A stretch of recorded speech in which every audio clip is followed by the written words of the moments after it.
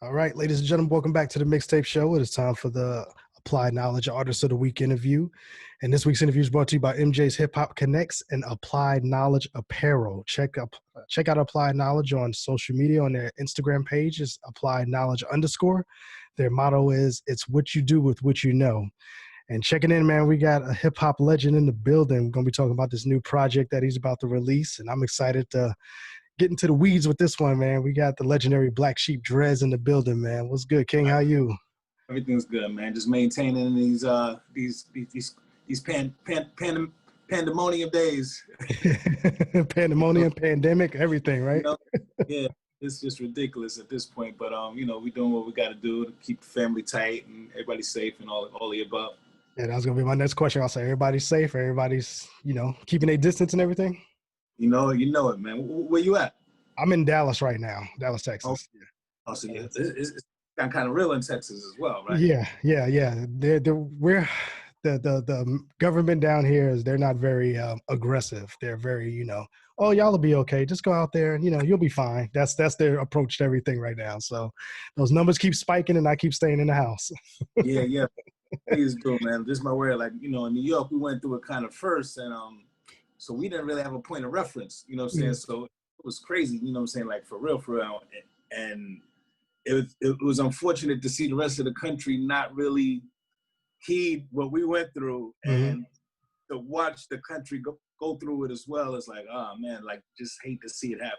Yeah. My great grandmother's up there in Rockaway, Far Rock, and she's she calls me all the time. Just I keep watching the news and I keep seeing this. I'm like, don't worry about us. We're fine. We're fine. No, man. So Dres, man, as a hip hop fan, we got our listeners on the show. We got two type of listeners and fans on the show. We got the generation that you and I grew up in, and we got the new cats who they love hip hop and they may not be familiar with certain things. So when they hear the name, when me and you hear the name J Dilla, the hairs on the back of my neck stand up. You know what I mean? And I'm pleasantly surprised that like a lot of the younger generation, saying the up and comers, they definitely, the name resonates. You know what I'm saying? Don't get there is a contingency that doesn't, but but the cats that the cats that got parents like us. Yeah. they know what it is. Yeah, when you hear that name, you just get excited because you hear, oh, there's another batch out there somewhere that we don't know about, and you have access to that. And you're gonna release a project with J Dilla production, correct? Yeah. The story is kind of cool. Last year I was doing a show. I think I was like in Chicago or somewhere, and I didn't have the relationship with Dilla like that. Like, really just met him once in passing. All of the other natives, they were real close and cool, but I didn't have that relationship with him. So in Chicago, like after the set, cats were like, yo, you want to meet Dilla's mom, Ma Dukes, and just out of respect, I was like, of course, yeah, I would love to meet her. You know what I'm saying? And so I wound up meeting her and her husband Tony, and we chopping it up, this, that, and the other. Pleasure to meet him, this, that, and the other. And I'm out. You know what I'm saying? But maybe about a month or two later, I had a show in Puerto Rico. I looked down. And who do I see in front stage? Ma Dukes and her husband, Tony. Yeah. So after the set, so I go and I find them and we're chopping it up. And turned out they had a house in Puerto Rico. They invited me back to the house. Ma was going to cook. They had some DJs coming through to spin in the yard. And I was like, yo, that sounds like a good time. So I go hang out with them and we're just chopping up. I'm in the kitchen with Ma while she's cooking. She's telling me all about her son and just really, kind of doing the knowledge. And, like, it was just an honor to kind of get that aspect of Dilla, from his mom. And, the night kind of grew short. And, at the end of it, they were letting me know that they had just gotten back the rights to his music under the umbrella of the estate. And they were looking for things to do with the music. So they asked me, would I be interested in putting a project together from his personal folders, to which I was blown away. I would have been elated with a track or two, you know what I'm saying? But to put a whole project together, you know what I'm saying? I was blessed to have this opportunity. I took it real serious and just started doing all my homework and listening to everything, every interview. And literally like went to DC, get up with Tony, her husband, went to the studio. I didn't even hear probably a fifth of what he has before I had enough tracks for me to kind of take and start the process. Yeah. And COVID definitely put a damper on my timeline, but I'm glad to say that the project is finally mixed. I just have to master it and I'm looking for a situation now, which I'm gonna, to bring it out on, and I'm just really excited about it. Like, I haven't been excited about a project, I think, to this degree since like maybe A Wolf in Sheep's Clothing, to say that. Yeah. I remember after we finished A Wolf in Sheep's, it was like, like we knew we did something, but we just didn't know what we did. Yeah. Yeah. Do we have an official title for the project yet? The project is called No Words. No Words. Nice.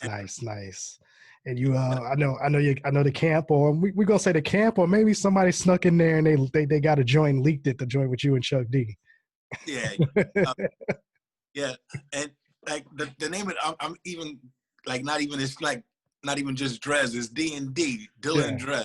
You know what I'm saying? So when they say D&D, that's what it is. And the joint with Chuck D, called Dilla Drums, and like it's an official leak, like it's not even mastered, it's not for sale anywhere. Just DJs might have it, or you might find it on a link here and there. But it was right before the election, and I realized like this song isn't going to be as powerful after the election. Yeah. And so I wanted to use it as a as an initiative to vote. You know what I'm saying?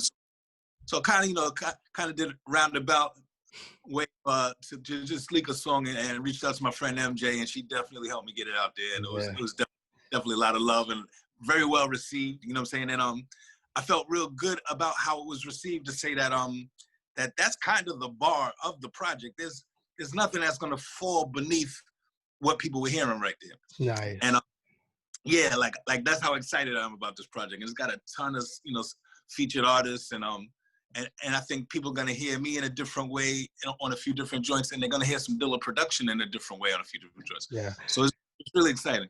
That was gonna be my next question. How hard is it to, because Dilla, standard is way up here as far as his production. How hard is that to craft rhymes to that sound, to, in your mind, make it sound like Dilla was in the studio right there with you when you put that together?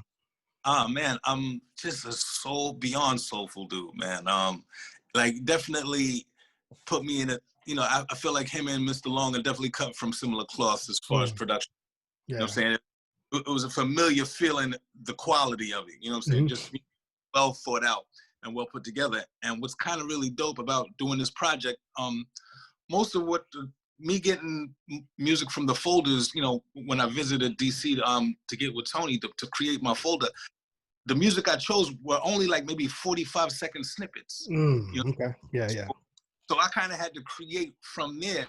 And it told me a lot about Dilla. Like, he was no nonsense, like his work ethic was real. Like, like once he kind of, that's got what is a hook, the hook's in there, the verse is in there, and maybe a change, and he's on to the next joint. Yeah.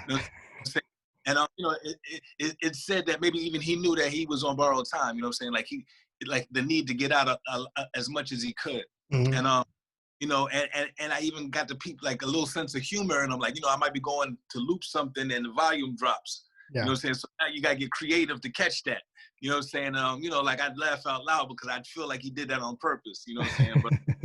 But like it was like a journey for me. It was really, really a dope experience for me, man. You know what I'm saying? And I attacked each track like very much with him in mind. You know what I'm saying? So like, and with the people that hold him in such high regard, that like I know that everybody's definitely gonna be like, like, let me hear what he did with it. You know what I'm saying? So I feel real good about how I address each track, and I put a lot of thought into the whole project. Now, correct me if I'm wrong. I may not be right on this completely, but would that make you kind of like the final Native Tongue member to at least have a track with Dilla? You know what? I don't know. I'm not even sure, to be honest. Yeah. I know I got Chi Ali on the joint with me, so nice. He's covered too. Yeah. But I don't know if Live did anything. You know what I'm saying? I don't think Live did. Okay. But just to say, like, he's definitely, you know what I'm saying, family to the natives, you know what I'm saying? Like, brothers just held him in very high regard, like a best friend of Fife, you know what I'm saying? Like Tip loved him to death, you know what I'm saying? And it's kind of cool because I've met Frank Nitt, who was Dilla's best friend, and we become great friends, you know what I'm saying? Like, it's been this really organic journey for me that really, really means a lot to me at this point, you know what I'm saying? Like, I also know that I'm representing my Dukes, you know what I'm saying? Like, she gave me this great opportunity, like, felt the weight on my shoulders, and I kind of embraced it because a lot of times, like especially as a MC, like that's when you do your best work to me. Like, you know what I'm saying? Like when you feel a little pressure, like I'd step in, you know, me doing Roll with the Flavor, I'm stepping into a room and, you know, I don't even have a rhyme done, you know what I'm saying? And all of these MCs are in there, you know what I'm saying? And you want to do, you know, like you want to be able to stand out amongst them. Yeah. So, you know, a little bit of pressure is always good for you. You know what I'm saying? And definitely, I definitely didn't get caught up in it, but I knew it was there. You know what I'm saying? I kind of let me be creative. Some real creative songs on the project. Can't wait for I can only imagine, because like you mentioned earlier, like you said, a lot of those tracks are 45-second loops. So that's you really digging into letting the song talk to you. You know what I'm saying? Much. And very much. That's very definitely much. You know what I'm saying? And some amazing features on it as well. Got like from the likes of Bun B to to CeeLo Green to Source Money, to Alexander Simone, who's the grandson of Nina Simone. Nice. To my man Freeway. We got Jay Sands, Del the Funky Homo Sapien, Chi Ali, Myson. Got my man Afro and Lil D. I mean, just a plethora of really cool artists on both coasts, you know what I'm saying? And you know, I think people are really gonna be kind of, I want to say they're gonna be blown away, but I don't want to come across, you know, a little presumptuous. Yeah. But everybody that has heard the snips of the project, really like just, you know, like wow, you know what I'm saying? Like it might be the best kept secret so far to coming next year. Yeah, I was gonna say, you about to step into that arena where, you know, this year we were blessed with Nas, Black Thought, Arrested Development, Busta Rhymes just released a project, and you're about to step into this arena too, where our legends really getting their flowers and their roses now to prove and show that, you know, we still got this thing going, man. Oh, without question. You know what, and it's so unfortunate, but hip hop is, you know, the ageism in hip hop is very real, whereas the young definitely eats the elders. You know what I'm saying? And you know, it's unfortunate because it's kind of the only, you know, music form that this happens in, you know, like in rock and roll, you know, a Rolling Stone or, you know, Led Zeppelin, like they're revered and sell out stadiums. Same in jazz, same in country, you know, every other form of music, you know what I'm saying? But hip hop, you know, like they find a way to kind of keep us going at each other. And, you know, I would even propose that a younger artist, you know, like you're quick to, you know, you always hear younger artists like, yeah, I don't really mess with them older dudes or them older beats and this and the other. Not really realizing in five years or so, they're the older artists. You know what I'm saying? So, I think, you know, and I hope the young cats hear me out there, like, you want to set the precedents that you do mess with the older cats and you introduce your influences. Yo, let me introduce you to, you know what I'm saying, my man LL Cool J, I'm gonna bring, you know, whoever it was, you know what I'm saying? Like this was the inspiration for me to pick up a rhyme. My man Just Ice or whoever, you know what I'm saying? Like I'm taking it way back, but you know what I'm saying? Like, you know, like Jay-Z, well, he doesn't necessarily need it. But I'm just to say, like, you know, like you wanna be inclusive because, like I said, the attention spans are so short. In 5 years, you're the older dude. Yeah. So you want to set it up where a younger cat is looking at you, and that's the energy that we need to start passing forward in hip hop. You know what I'm saying? It should be a little bit more inclusive, and you know, hence the older cats right now. You know, we got a little something to prove right now. You know what I'm saying? So you know, and that's kind of why the album's called No Words, because it's like, you know, like you'll hear the older cat, you know, try to tell a younger cat something about what it is and what it was and the golden era and this era and whatever. But really, you know what I'm saying? I feel like it's always for you to show them. Yeah. You know what I'm saying? Yeah. So, you know, like I kind of went to, you know, like, nah, no words. Let me show you something, you know? And that's where my head is at, you know? Yeah. And speaking of showing them, man, you was actually out here. You did a show here in Dallas a while ago here. Galaxy 9.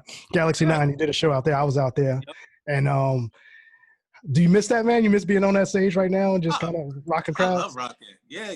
I mean, you know, I'm definitely a lucky cat that I'm afforded, you know, the opportunity to perform all over the world. You know what I'm saying? Like I get a chance to see a lot of different countries, every state, and you know what I'm saying? For a lot of years at this point, I've been doing it longer than I haven't at this point. You know what I'm saying? So, you know, it's quite the blessing. And yeah, I love rocking live. You know what I'm saying? It's just a good time. And, you know, I came up with some of the dopest live performers, you know, in hip hop, from the De La's to the Busters to the, you know, the Jungles, Tribe, you know what I'm saying? And, you know, like being able to perform is just something that, like, it's just it's a party within itself, you know what I'm saying? And that you're kind of the maestro, and you got all of these people that, that came to kind of rock out to your thoughts, you know what I'm saying? And the way you might be able to present something over a beat. And, that's amazing, man. You know what I'm saying? And to make a living from doing that, like, I feel like one of the luckiest dudes in the world, man. Yeah. So let's take it to 2021, and Dres has the opportunity to put together his show, man. What kind of show would you want to do that's going to be safe for all of us to come rock with you? How would you set that up? Man, shoot, right now it might be on Zoom. You know what I'm saying? I mean, ultimately, I hope that we can get to a place where, like, where we do have a vaccine that's safe, and, like, we can get a little bit of normalcy back in the world. Mm-hmm. But, right now, I kind of take it with however it will come out. The idea of doing a drive-in show is pretty dope. I was going to see that. I saw 2 Chainz did that a couple weeks ago. He did a drive-in show. Yeah? Yeah. That sounds pretty cool. They kind of replaced the movie screen with a stage and just had everybody stay in their car. Feel that, you know what I'm saying? And at the same time, too, like, to do something online, I think, especially if you set it up for a performance, you know what I'm saying? And, you might be able to even take advantage of, a few things digitally that you might not be able to do live, you know what I'm saying? Like, I think some thought needs to go into the different ways that artists have to present themselves in this moment. I think a lot of us are just riding the wave to see where it goes, you know what I'm saying? Definitely not trying to be the first one out on anybody's plane or anything of the sort, you know what I'm saying? And, like, hopefully things really just work themselves out. Finally, we got some people in in office that got a little bit of sense, and hopefully we can address this as a nation. Yeah. Because I think one of the most unfortunate things was that it was left to the devices of each state, and at the same time, after it's left to the devices of the states were forced and pushed to open up.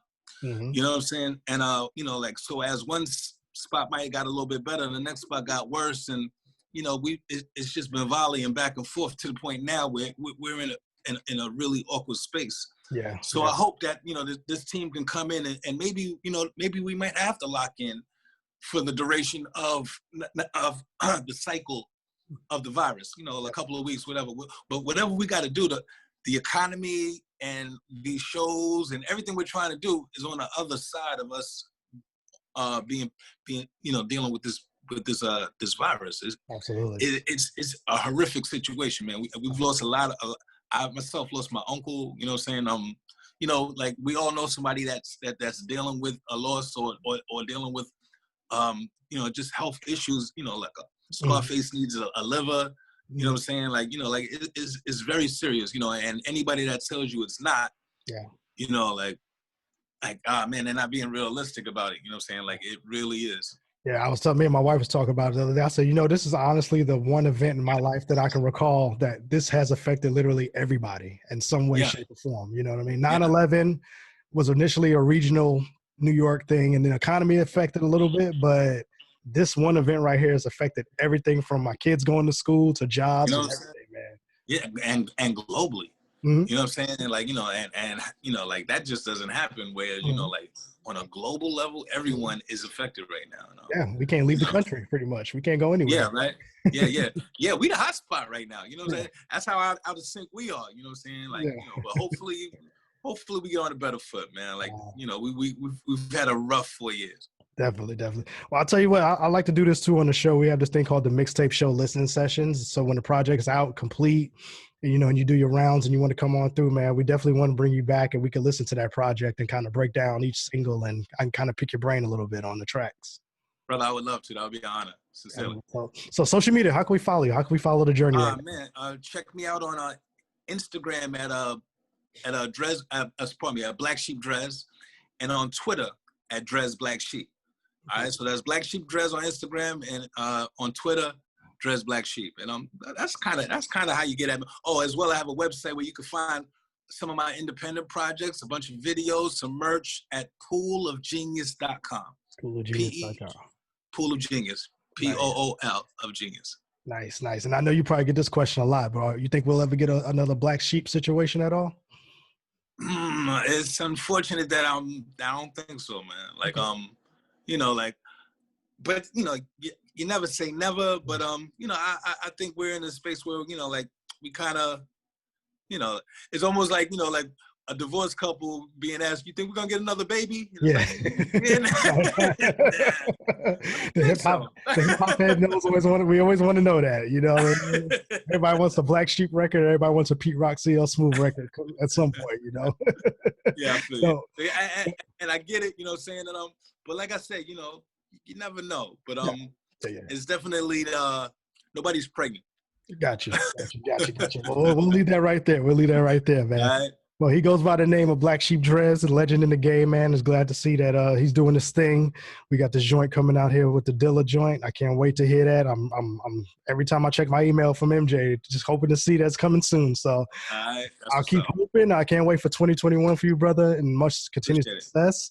Like I said, come on back when the project's out. Let's talk about that and break it down, man. Will do, man. Thanks for having me. I look forward to coming back. All right. We'll be right back. Appreciate you, man. All right. Peace, man.